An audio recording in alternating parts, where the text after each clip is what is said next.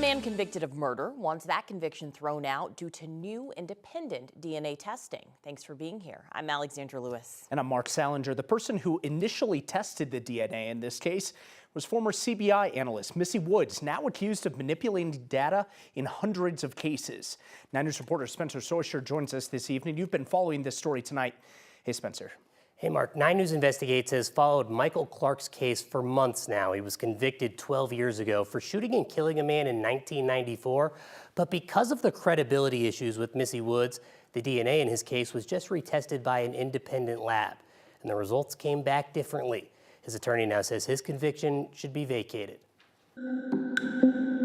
These combinations of letters and numbers may not look like much to the average person. P1S532 and P12S16, whatever it is. But these DNA sequences just may be the key to getting Michael Clark out of prison. And that's where, for all the complication of DNA, this isn't rocket science. In 2013, a jury convicted Clark of murder.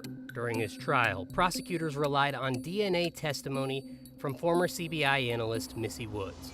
Woods testified that DNA found on a tub of Carmex that was left at the scene ruled out most of the population, but not Clark. Now, Woods has a criminal case of her own, accused of deleting and manipulating data in hundreds of instances. Because of those allegations, the DNA in Clark's case was retested. You can see the DNA that they found when they swabbed the Carmex, and then you can see the DNA they found when they swabbed Mike's cheek. And you can see that it's not the same. Clark has maintained his innocence over the years throughout his trial and his sentence. While this DNA evidence doesn't exonerate him, his attorney hopes it's enough to throw out his conviction. Every day Mike is in jail is a tragedy. Mike is an innocent man who shouldn't be away from his wife, he shouldn't be away from his kids, he shouldn't be away from his family. Now, if Clark's conviction is vacated, the district attorney could choose to retry him. But his attorney says his conviction shouldn't stand because it's based on false evidence. There's a court hearing in this case tomorrow, though Clark's attorney does not expect the decision to come that quickly. Spencer Soisher, 9 News. 2 people, including an Aurora police officer, were hurt tonight in a fire. APD said that officer was first on the scene and he wanted to make sure everybody was out safely. The 2 were taken to the hospital with smoke inhalation, but they are expected to be okay. However, we did learn a cat did not survive this fire. This happened about 6 o'clock near a duplex near Hampton and Chambers.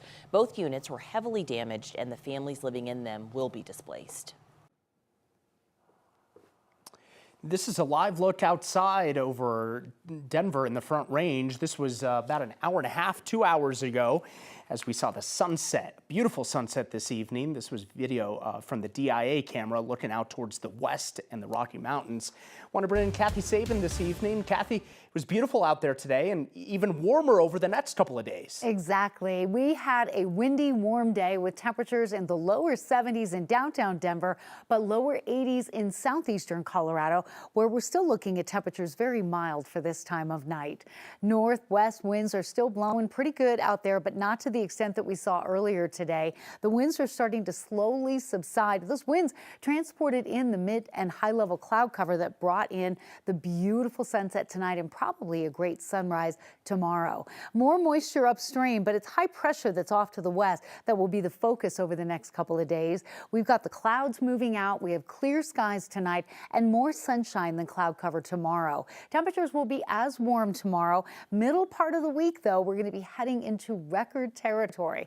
Temperatures will stay in the 40s and 50s over the next couple of hours, and weather headlines include elevated fire danger. We're going to talk about that, plus the wind forecast and a chance for rain and snow for the state coming in at the end of the week. So we'll have the timing and impact of this next weather change just ahead. Kathy, thank you. The Douglas County School District is now recommending the closure of 3 elementary schools in Highlands Ranch for the 2026-2027 school year. The schools are Saddle Ranch Elementary, Heritage Elementary, and Acres Green Elementary. The district plan would consolidate them into 3 other existing elementary schools. District leaders say the plan is necessary due to declining enrollment. The Dubco School Board will hold a vote on April 22nd. Now, tomorrow, the superintendent for Douglas County Schools will answer questions. We plan to be there to continue our coverage.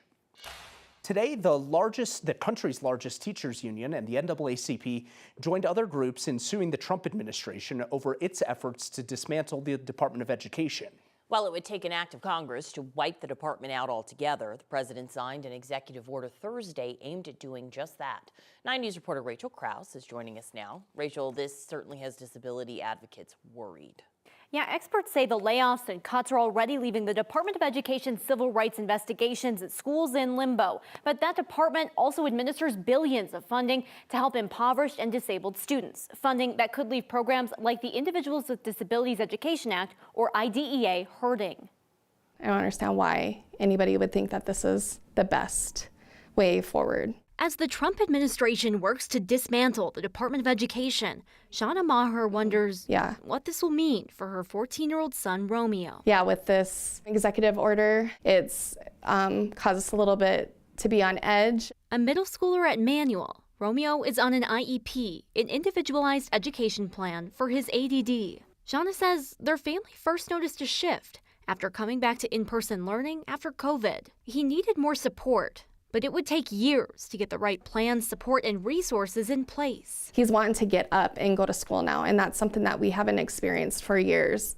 So it's a huge relief to have the support that we have right now. Shauna worries that support could be taken away. He's such a social butterfly. Like, he's very extrovert, loves to be around his peers, and then having something like this, I'm just worried that it's going to take it all away from him again. In the past few weeks, nearly half of the Department of Education staff nationwide was laid off, and an executive order has called to eliminate the department altogether. That's leaving key programs and funding in limbo. I'm very fearful that the kids are going to be the ones that pay the price. Emily Harvey with Disability Law Colorado says the Department of Education administers billions in funding through the Individuals with Disabilities Education Act. While the Trump administration has indicated IDEA funding won't be impacted, Harvey says there's just no way to know what they'll cut. Because we don't know what's going to happen, then we have to assume that there's a threat to those funds. For Shauna, she's hoping schools will continue to follow IEPs like Romeo's so he can focus on learning. I think he deserves, an education like everyone else. Shauna says she's been having conversations with her son about what's at stake and what's happening. She says it's important that they keep talking about this so he knows they'll keep supporting him and hoping that the administration and schools will too. Rachel Krause, 9 News. New tonight, a bill that would make it more difficult to buy semi-automatic guns is one step closer to becoming law. Today, the House passed Senate Bill 3. The bill would require a permit and firearm safety training for anyone looking to buy a high-powered gun capable of accepting a detachable magazine. It would also ban the purchase and sale of accessories that increase the rate of fire of a semi-automatic gun. The bill looks a lot different than it did when it passed the Senate. That's why it must now go back through the Senate and pass there before it can make it to Democratic Governor Jared Polis's desk. If it gets a signature, it will take effect in August of 2026. Also at the Capitol, a portrait of President Trump that used to be on display in the Capitol walls is now out of sight. It was taken down earlier tonight because Trump didn't like the look of it. The president posted about it on Truth Social last night, calling it, quote, purposefully distorted. This afternoon, Colorado House Democrats announced they'd take it down at the request of Republican leadership in the state. State Republicans raised more than $10,000 through a GoFundMe to commission the oil painting during Trump's first term. Former Senate President Kevin Grantham led that effort. If there's no beauty in the eye of that beholder in particular, let's find one he likes and one that fits the bill, and we'll replace it. Simple as that. If Colorado Republicans want a new portrait, that'll have to be done through private donations again. Funding for these portraits doesn't come out of the state budget.